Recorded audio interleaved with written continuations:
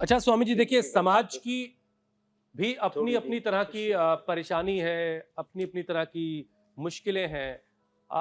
बड़े बुजुर्गों को जब स्वामी जी दिमाग से जुड़ी कोई परेशानी होती है तो परिवार भी इसको एक्सेप्ट करता है और परिवार डॉक्टर से कंसल्ट भी करता है। लेकिन स्वामी जी, जब बच्चों के साथ ये बात हो रही होती है या घर के किसी नौजवान के साथ ये बात हो रही होती है तो माँ बाप कई बार जान करके उसको नजरअंदाज कर रहे होते हैं, बदनामी के डर से कई बार डॉक्टर तक नहीं जाते हैं। ये भी सारी चीजें हमारे समाज में हो रही होती हैं। अब स्वामी जी, रिपोर्ट ये कहती है कि 14 साल की उम्र से पहले 35%, 18 साल से पहले 49% और 25 साल की उम्र तक 63% मानसिक समस्याओं के मामले लोगों में सामने आ रहे हैं। अब माता पिता बच्चों के गुस्से को नजरअंदाज कर रहे हैं। वो ओह! इतना अकेलापन क्यों, अकेले रहना इतना क्यों बच्चा पसंद कर रहा है, इसको नहीं रीड कर पा रहे हैं। पढ़ाई में क्यों गिरावट आ रही है, इतना चुप चुप क्यों रहता है, ये सारी चीजें वो नजरअंदाज कर रहे होते हैं या समझना ही नहीं चाहते बाज वक्त। इसमें एक चीज मैं और जोड़ दूं, जो हुसैन बात कह रहे हैं उसमें हमारी सोसाइटी की बहुत बड़ी भूमिका है। अगर किसी के घर में कोई ऐसा बच्चा हो जो एडीएचडी से जिसको प्रॉब्लम हो या जिसे एंजाइटी डिसऑर्डर हो, तो समाज ऐसे बच्चों को अपने में से एक मानने की बजाय उसे सेक्लूट करने की कोशिश करता है। जब समाज सेक्लूट करने की कोशिश करता है तो माता पिता पर और ज्यादा दबाव बढ़ जाता है कि वो कैसे अपने बच्चे को प्रोटेक्ट करे। बल्कि होना ये चाहिए कि बच्चे को समाज और परिवार दोनों मिलकर इतनी ऊर्जा दे, अपने में से एक माने, और तभी उसकी एंजाइटी खत्म होगी, वरना ये बढ़ती चली जाती है स्वामी जी। एकदम ठीक कहा आपने मीनाक्षी जी। सामूहिकता में परस्परम भावयन्तः श्रेयः परमवाप्स्यथ संगच्छध्वम सम्मदध्वम। सामूहिकता में हमारे यहाँ नमाज पढ़ते हैं, चर्च में जाते हैं, गुरुद्वारे में जाते हैं, मंदिर में जाते हैं। सामूहिकता में, सामाजिकता में जीना ये मनुष्य का सहज धर्म है। यह उसका मानव धर्म उसको सिखाता है। हम राष्ट्रीय एकता, अखंडता, संप्रभुता की बात करते हैं। अरे भैया, आपस में तो एकता रखो और आपस में तो मिलजुल करके रहो और एक दूसरे से प्रीति करो। सब नर करे परस्पर प्रीति, चले स्वधर्म निरत श्रुति नीति। ये है राम राज्य का पहला सूत्र। तो हमको ये तो करना ही पड़ेगा। और फिर देखो, छोटी छोटी बातें हिल मिल करके रहो ना। माँ बाप को भी अपने ऊपर ध्यान देना पड़ेगा। जिनके माता पिता खुश प्रसन्न रहते हैं, जिनके गुरु प्रसन्न रहते हैं, उनके शिष्य, उनके बच्चे खुश। जिस इंस्टीट्यूशन के हेड, हमारे इंडिया टीवी में जो हेड हैं आदरणीय रजत शर्मा जी, वो पेशेंस के साथ रहते हैं, खुशी खुशी रहते हैं। तो एक खुशनुमा वातावरण है।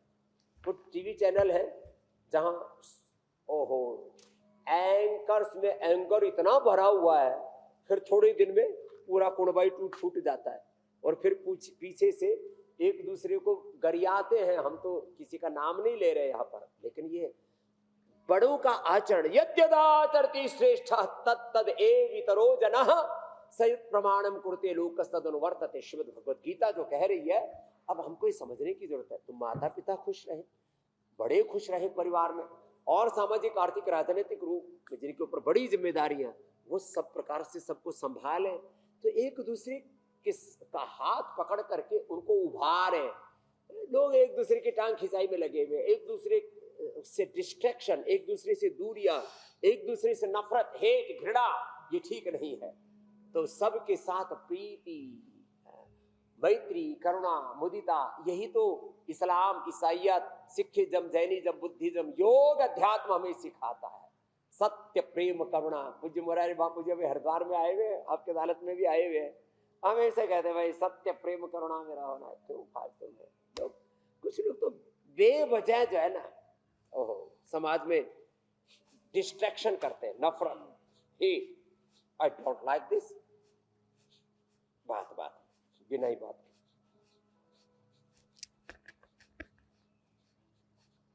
स्वामी जी, देखिए भारत में 70 से 80% मरीज मानसिक परेशानी के बावजूद इलाज से दूर रह जाते हैं। अब कॉमन मेंटल डिसऑर्डर के मामलों में 85% ट्रीटमेंट का गैप है। इसमें बहुत सारे रीजन है। इसमें डर, बदनामी, जागरूकता की कमी भी बड़ी वजह है, और इसमें एक बड़ी कमी साइकोलॉजिस्ट और साइकेट्रिस्ट की कमी भी है, डॉक्टर्स की भी कमी है। स्वामी जी, आयुर्वेद के जरिए ऐसा क्या कदम उठाया जा सकता है? आप क्या लोगों को सलाह देंगे कि आयुर्वेद लोगों की कैसे मदद कर सकता है इस मामले में? देखो भाई, एक थोड़ी इंटरेस्टिंग बात बताता हूँ हुसैन भाई। क्या है, देखो, यदि आप यू साइकियाट्रिस्ट ढूंढने लगोगे ना, और एक थोड़ी सी हंसी मजाक की भी बात और हकीकत भी है, जितनी भी मैंने मनोवैज्ञानिक चिकित्सक देखे वो खुद ही बीमार होते हैं। तो आप इस थोड़ा ही बात हंसी मजाक लगेगी, मतलब वो बेचारे जो है ना, रोगियों को देख देख करके खुद भी वो नकारात्मक भाव चेतना में ज्यादातर लोग चले जाते हैं। कुछ अच्छे समझदार डॉक्टर, थैंक यू, उनके लिए धन्यवाद। तो हर आदमी को आप, ये जो उपभोक्तावाद है, ये जो पूरा कंज्यूमरिज्म है, बाजारवाद है, इससे कभी आप ठीक नहीं हो सकते। ये इससे अध्यात्मवाद, मानवतावाद, ये जो अपने भीतर का जो सत्व है ना, वही आदमी को उभारेगा। अब लगभग हर आदमी को कोई ना कोई छोटा मोटा तनाव है, फिर कुछ जो सीरियस प्रॉब्लम है, डिप्रेशन और सुसाइडल अटेम्प्ट जैसी चीजें, उसमें कोई घुस जाता, उसके लिए आप किसी साइकोलॉजिस्ट के पास जाएं तो बात समझ में आती है। तो बड़े घर में जो माता पिता है, दादा दादी है, नाना नानी है, जो बड़े बुजुर्ग हैं, समाज में जो साधु संत उलेमा मौलाना, जो भी बड़े लोग हैं, धार्मिक दृष्टि से, सामाजिक दृष्टि से, राजनीतिक दृष्टि से, उनका काम है कि वो समाज को उभारे।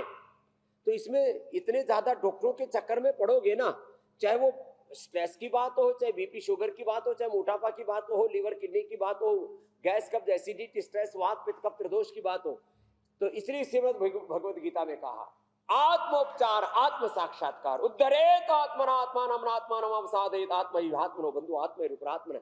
हम स्वयं से स्वयं का उद्धार करें, उपचार करें। तो ये जो आत्म साधना है, आत्मोपचार है, self healing to self realization, collective realization, this is the journey of yoga.